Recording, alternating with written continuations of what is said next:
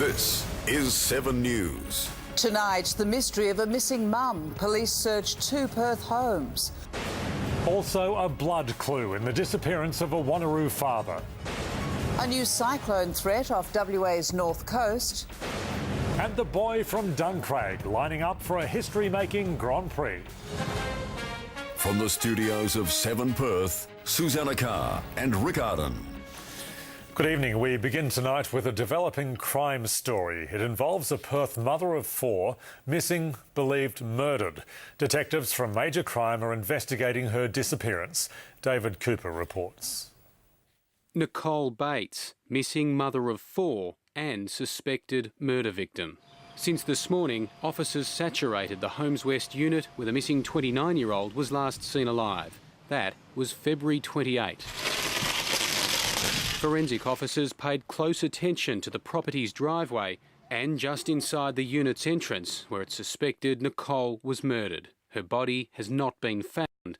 Tonight, police are hunting her killer. We had detectives, serious crime squad walking around asking questions to all the neighbours, asking if we've seen anything, asking if we've heard anything, if I've heard any screaming or any yelling or arguments. Nicole was reported missing 9 days ago, 5 days after she vanished. Her sister is travelling to Perth from the eastern states to be with their parents. While forensic officers scoured the crime scene, Major Crime Squad detectives were door-knocking homes in Rutherfield Road. We've heard some arguments and the yelling in the area, but we didn't really take much notice of it. On the other side of the city, police cordoned off another home in High Wycombe. They believe the missing Morley mother visited the property at some stage. On the street where it's suspected Nicole was murdered, residents are worried. Just scared, really. Just worried and scared. That's pretty much it. Just feel unsafe. We're really wanting to move. David Cooper, 7 News. And there's a new clue tonight in the case of a missing Perth father. David Blenkinsop was last seen leaving his home in Wanneroo 10 days ago. Jessica Vander End, what have police discovered today? Sue, good evening. DNA testing has confirmed blood found down the street here does belong to David Blenkinsop. The father of 2 was last seen about 2 a.m. on Sunday, the 4th of March. He was walking a friend home.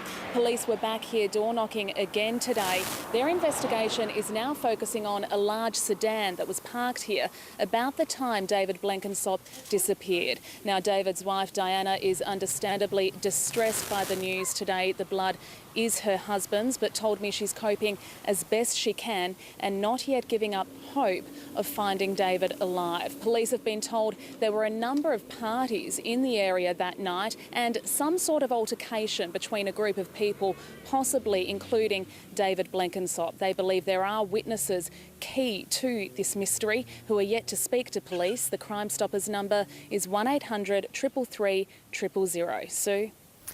Thanks, Jess. And in news just in, a strong earthquake has shaken northern Japan. First reports have it measuring 6.8 on the Richter scale. A tsunami of about half a metre is expected in the area, the same region hit by last year's tsunami. After a heatwave in Perth, there's now a cyclone threat in the state's north. And Natalia, is it expected to hit our coast? Rick, tropical cyclone Lua is set to threaten the northwest coast later in the week. At this stage, the Category 1 cyclone is still about 600 kilometres northwest of Karratha. It's moving away from the coast at the moment, but will start to move towards land over the next couple of days. Lua is intensifying and should be a Category 3 system by Friday. Category 3 cyclones can pack winds of more than 200 kilometres an hour. So Pilbara and Kimberley residents will have to wait to find out when and where Cyclone Lua will hit. Sue. Thanks, Natalia. A father of 2 accused of trying to murder his estranged wife admits he stabbed her, but says it was only after he took the knife from her hands. Alexander Petrelis told a jury he never intended to hurt his wife and blames being high on drugs for what happened. A teenager has died in a house fire despite his father's desperate attempts to save him. 18-year-old Daniel Shea was trapped in his bedroom when a fire broke out in his Melbourne home. His father reached in through the bedroom window to try to save him, but the intense heat forced him to let go. He grabbed his son's hand, but he couldn't drag him out. It's still not known what caused the fire. The state government has backed Police Commissioner Carr who's under investigation by the CCC. The CCC confirmed yesterday that it was inquiring into evidence Mr O'Callaghan gave about the Kelmscott-Roleystone fires and his use of a government credit card. Premier Barnett said today it was the government's intention to reappoint Mr O'Callaghan for another 5 years. I would hope and I would urge the CCC to deal with these allegations as quickly as possible so that the government can then proceed on the reappointment of Carr O'Callaghan. Mr Barnett supports Mr O'Callaghan's decision not to stand down during the CCC investigation. A new climate report says global warming will mean less rain and rising sea levels around Australia. The CSIRO and the Weather Bureau say increasing carbon dioxide levels around the world are to blame. A Perth man who found cash and handed it in says doing the right thing has left him angry. Alan Bramwell found $250 on the floor at Burswood Casino. It's what happened next, he says, that's left him shaking his head. Jeff Parry reports. Burswood Casino, thousands of patrons a day, money lost and not always on the gaming tables. I seen a number of $50 notes on the floor, which I picked up, held in front of me and said, we'll have to go and hand this in. Alan Bramwell and his wife Christine go to Burswood about 4 times a year for lunch and a flutter.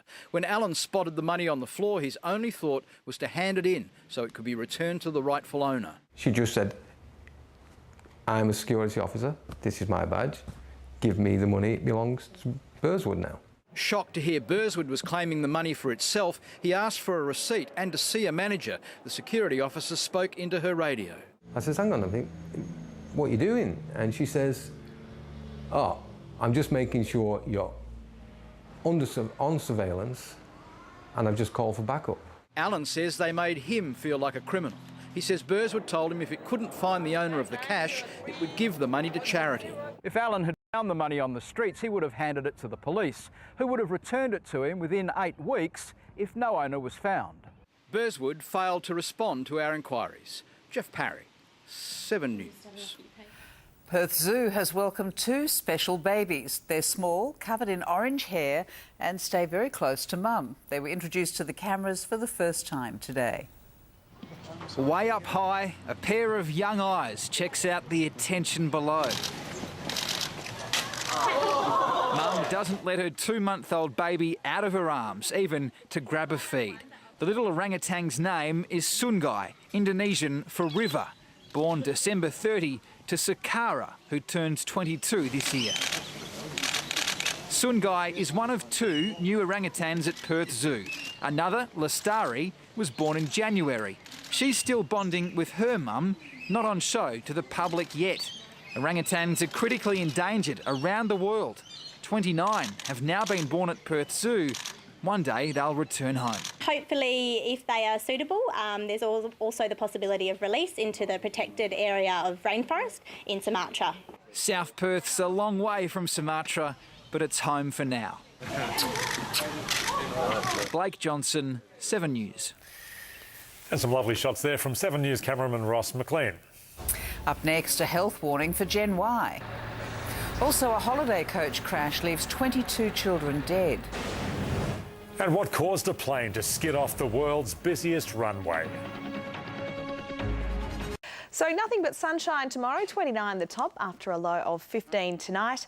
Then 30 on Friday, a warm 33 degrees for Saturday, some cloud about on Sunday and Monday, but no showers are forecast. And before I go, happy 60th wedding anniversary to Jean and Ray O'Neill. Here, Rick and Sue. Thanks, Natalia. That's 7 News for this Wednesday. Thanks for your company. Now, here's Monica with Today Tonight.